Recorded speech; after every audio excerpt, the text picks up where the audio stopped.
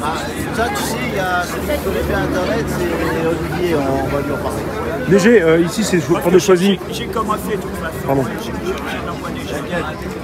T'inquiète pas, de toute façon, mon vote il est pour toi.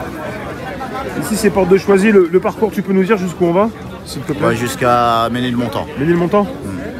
Voilà, dans le un peu plus haut. Bon, on passe à côté de Place d'Italie, à côté de Nation, Doménil.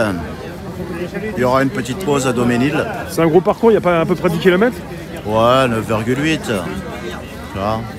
C'est compliqué un petit peu d'avoir des longs parcours un petit peu sur Paris. Après, il y a une multiplication aussi des manifestations. Tu as à Châtelet, tu as les policiers qui vont manifester aussi pour avoir un week-end sur deux. Aujourd'hui? Ouais, Les policiers manifestent. à la place du Châtelet. Donc on a eu du mal un petit peu à aller vers le centre de Paris. Mais bon, après, voilà, il faut être partout. Toutes les semaines, on essaye d'avoir une partie de Paris, tu as vu, pour essayer d'être vu et entendu par tout le monde. Ouais.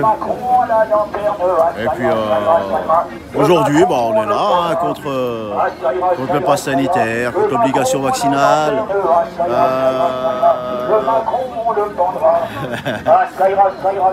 Pour de la justice sociale, pour notre pouvoir d'achat. Ouais. Voilà, c'est comme je disais, là les élections elles approchent, ils sont en train de nous parler d'immigration, de sécurité, d'islam, voilà, de division quoi. Alors que le véritable problème c'est le pouvoir d'achat. Voilà. Baisse un peu les taxes, donne-nous un peu plus de pouvoir d'achat et les tensions dans le pays vont s'amoindrir. Tout à fait logique. Avec de plus en plus l'inflation et les pénuries il y en a beaucoup qui parlent de tout ça, donc ça rassure personne ça. Bien sûr, ça rassure personne quand on dit que le blé a augmenté, que l'essence augmente, que l'énergie augmente. Tout ça, ça fait baisser le pouvoir d'achat des Français. Donc c'est pire maintenant, parce que là on va fêter bientôt, vous allez fêter les 3 ans les premières 3 ans des Gilets jaunes. Il y aura... Et c'est pire maintenant. Il y aura le 13 et le 20 novembre. 13 et le 20. Donc, la situation est vraiment plus difficile maintenant qu'il y a 3 ans. La situation est de plus en plus difficile. Macron, il suit sa feuille de route, tu vois, contre vents et marées. Tu vois. Et il a son but, son objectif à atteindre au bout de ces 5 ans. Il va y aller. Mais nous aussi, on a nos objectifs. Et nous aussi, on va y aller. On va rien lâcher, on est toujours dans la rue. Ici, à Paris, un peu partout en France aussi, il y a encore des gens qui se mobilisent dans la rue. Qu'il fasse beau, qu'il pleuve comme aujourd'hui, qu'il neige.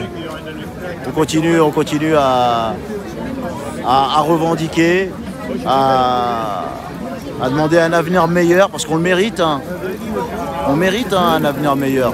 C'est pas des demandes, c'est notre mérite à nous. On demande des augmentations de salaire vraiment généralisées, que ce soit pour nos soignants, nos professeurs, les petits ouvriers. Et on va pas se mentir, pour arriver à tout ça, on n'a pas le choix, on doit sortir de l'Europe. De cette Europe-là, tu vois. J'ai été soutenir les salariés de H&M hier. Ouais. Et voilà, c'est l'entrepôt H&M, il y a plus de 150 salariés, des mamans, des mères célibataires, voilà, qui travaillent là-bas depuis des dizaines et des dizaines d'années, c'est leur vie, et ça va fermer comme ça du jour au lendemain pour aller se localiser en Espagne. Donc comment tu peux me dire que l'Europe elle est bénéfique alors qu'on n'a pas les mêmes règles fiscales et sociales? Là-bas la main d'œuvre elle est moins chère, les taxes elles sont moins chères, donc ils vont faire du bénéfice là-bas. Tu sais, dans un sens, tu sais, les grands patrons, on peut pas leur en vouloir en vérité de vouloir faire du bénéfice. Puisqu'on leur en donne la possibilité. On leur en donne la possibilité avec cette Europe où chaque pays a des lois différentes. Ouais. Si on serait tous à la même enseigne, on n'aurait peut-être pas ce problème-là. Tu vois, la France, elle serait pas en pleine désindustrialisation. On arriverait à garder nos entreprises, on arriverait à garder nos salaires, on arriverait à les augmenter. Mais comme il n'y a pas les mêmes règles partout en Europe, Eh ben, les grands groupes, ils vont en Roumanie, ils vont en Pologne, ils vont en Espagne, ils vont au Portugal. C'est pour ça qu'elle n'est pas juste, cette Europe. Nous, on est dehors pour la justice.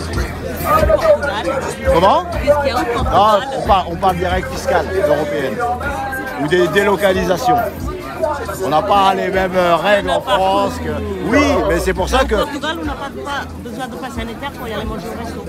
Tu vois, on n'a pas les mêmes Ce règles. que tu disais, il n'y a pas les mêmes règles partout. Hein. Voilà, tout à fait. Mais j'ai rien contre les Portugais. Moi, Cristiano Ronaldo, je l'aime bien. Hein. On est dans l'Europe et on n'a pas les mêmes règles. C'est ça. L'erreur. C'est ça, tout à fait. C'est ce qu'on disait. Voilà. Voilà. À tout à l'heure. À tout à l'heure, madame. Ouais, donc Frexit. Hein? Donc Frexit. Bah, je crois que ça serait bénéfique. Ça serait bénéfique pour un changement de cette Europe. On peut prendre le bon. Mais voilà, tous les traités européens, on est soumis aux traités européens. Voilà, le permis à points. Combien de lois où on est soumis à l'Europe, quoi. Donc il faut que ça s'arrête. Ouais. À tout à l'heure, Angers. Non, retour aujourd'hui. Libéré. Libéré, nous.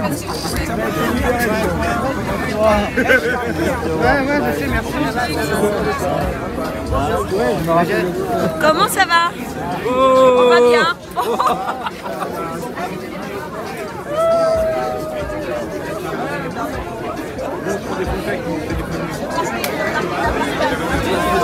Ouais, Sébastien. Sébastien, ça va? Attends. On est là pour l'honneur des travailleurs et pour un monde meilleur.